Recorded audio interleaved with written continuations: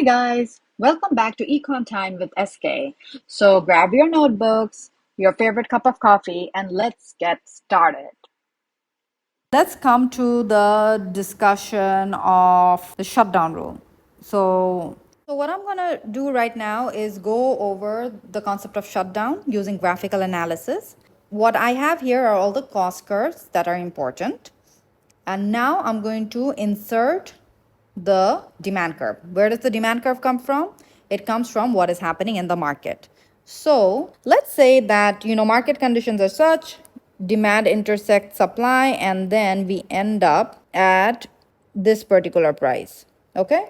So this is P1, let's say. This, of course, also is marginal revenue 1, AR1, and D1.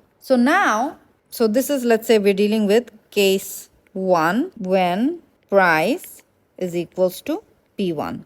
So in this particular case, what we are seeing is that step 1, you're going to figure out profit maximizing quantity. How much should the firm produce? The answer to that is always produce where MC equals to MR.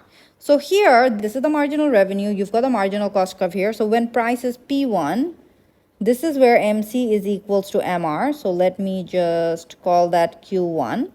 So it's going to produce at Q1 where MC is equals to MR1. So the next question that we have is, okay, is it going to shut down or is it going to continue producing? To answer that, remember we've learned using the shutdown rule that we're always going to compare price to the average variable cost. So now let's see, where's our average variable cost? Well, if you trace up from Q1, you just go up, go up, go up, and you hit this is your AVC1. Okay, so looks like the price is actually above, right? Your price is up here, your AVC1 is here.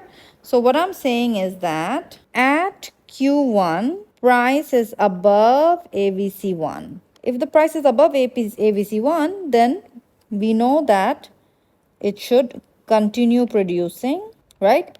It should not shut down. And the reason for this is because it is covering cost of day-to-day operations. Okay, so step 3 or point 3 is going to be, is the firm making a profit or a loss? Remember, what did we study? To figure out profit or loss in per unit terms, you're always going to compare price to average total cost. So in this particular case, let's see, price is at P1. This actually is your ATC1. Price is above ATC1. So P1 is above ATC1 at Q1, which means it's making a supernormal profit or abnormal profit. That is, your profit is going to be more than 0. Okay, the next question is, let's say, something changes in the market and we end up at a new price point, this. So P2 equals to MR2 equals to AR2 equals to D2. So at this particular price, step 1 again, what did I teach you? We're always going to first determine what quantity the firm should be producing. And the firm will always want to maximize profit. So it will always produce where MC equals to MR. So right now I'm dealing with case 2. Case 2 is when price is equals to P2. When price is equals to P2, step 1 or where to produce, basically produce at, this is where MC and MR is intersecting. Well, so produce at Q2 where MC is equals to MR2. Okay, fine. Step 2, remember, we're gonna be like, hey, shutdown or not?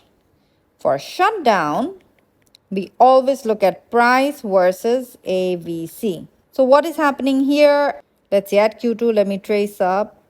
This is your AVC. This is AVC2. So at Q2, still P2 is above AVC2. So P2 is more than AVC2, which means continue producing, right? You're not going to shut down. And again, the reasoning is the same. Because you're able to cover the cost of your day-to-day operations, you can pay your labor, you can pay for your other variable inputs, you're good. Now, step 3. Let's see if it's making a profit or a loss. Okay. To understand that, remember I said P versus ATC. That is going to be our focus. So let's go and see. Well, you're looking at Q2, right? Just trace all the way up until you hit this point. Well, looks like your ATC2 is here. So actually, it's above the P2. If it's above the P2 is less than ATC2, which means that P2 minus ATC2 is less than 0, which means profit is less than 0. Essentially, the firm is making a loss. So, isn't that interesting? We've studied 2 cases thus far.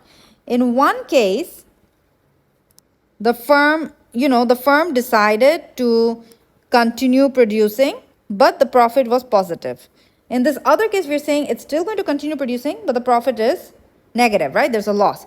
So what you understand from here is that loss or profit does not play any part in firm's decision to shut down, right? Shutdown decision is always about price versus AVC. It has nothing to do with whether the firm is making a profit or a loss. Because in case 1, we saw that it was making a profit. So it was making a profit and it was going to not shut down. And then in case 2, what we saw is that it is making a negative profit, that is making a loss, but it's going to not shut down. So in both cases, right, the decision is don't shut down, but in one case it was making a profit, in the other case it is making a loss. Next, we're going to go to case 3 when price is equals to P3, let's say. Okay, let's draw that here. Let me actually make it something like this. Okay, so let's this be P3. This is P3 equals to MR3 equals to AR3 equals to D3. Once again, first question is, where should the firm be producing? Well, we've got MR3, we've got MC. So at P3, MC equals to MR is occurring here. And so this is going to be your Q3. In case 3, if I were to write step 1, how much to produce? The answer to that is produce at, so let's see, produce at, I've called it Q3. Q3 because that's where profit is maximum at MC equals to MR3. Okay. Second question, of course, is shutdown or not. To figure out whether it's shut down or not, now you're a pro at this. We're going to compare P to AVC. All right, P to AVC. Let's see, I'm going to trace up Q3, and then this is my AVC. Well, if this is my AVC3, well, AVC is above P3. So now we've got the case where P3 is less than AVC3. Well, in that case, we're basically going to shut down. Why? Because can't pay for cost of day-to-day operations, right? Can't cover paying labor, raw materials, and such. So that is why you're gonna shut down. The third question was, in this case, is it making a profit or a loss? So let's see. Trace up. This is your ATC3. So what do you see? P3 is less than ATC3, right? Well, again, P minus ATC is less than 0, which means profit is less than 0. It's actually making a loss. So once again, this is the other thing you should be noticing, right? In case 2, profit was negative but not shut down. But in case 3, profit is still negative, so you're still making a loss.